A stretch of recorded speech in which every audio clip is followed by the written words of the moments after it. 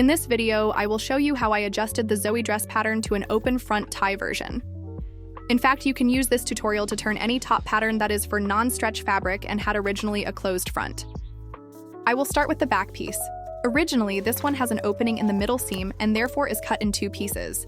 Since I will have an opening on the front, I remove the 1 cm seam allowance and cut it on the fold. Now I do the opposite with the front piece.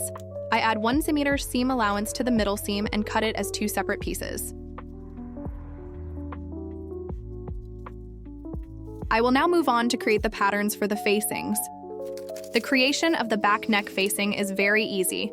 Just trace the neckline of the back piece, which I reduced with the mid seam allowance, and make the piece 5 cm wide. This will be cut on the fold.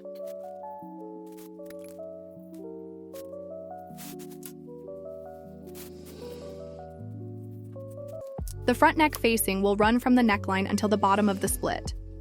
Just trace the neckline and don't forget to add the 1 cm seam allowance in the middle front that we also added to our pattern piece. This piece will be also 5 cm wide.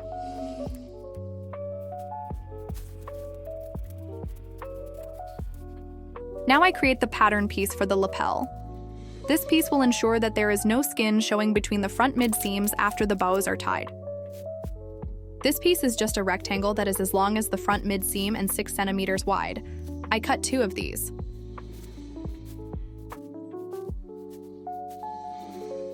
Now I have all the facings and lapel interfaced and 6 pieces of little ties cut out, which are 2 cm wide and 21 cm long. I sewed together the front and back pieces at the shoulder and did the same with the front and back neck facings. I also sewed the lapel pieces together and made the ties. I can sandwich now everything together. First, place the ties on the desired places. Then add the lapel on top, and after that, the neck facings.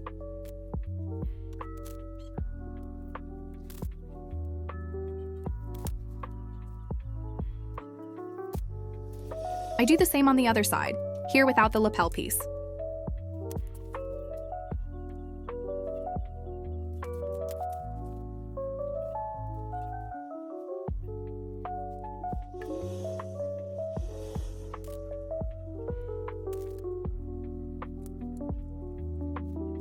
Sew around the sides at 1 cm seam allowance.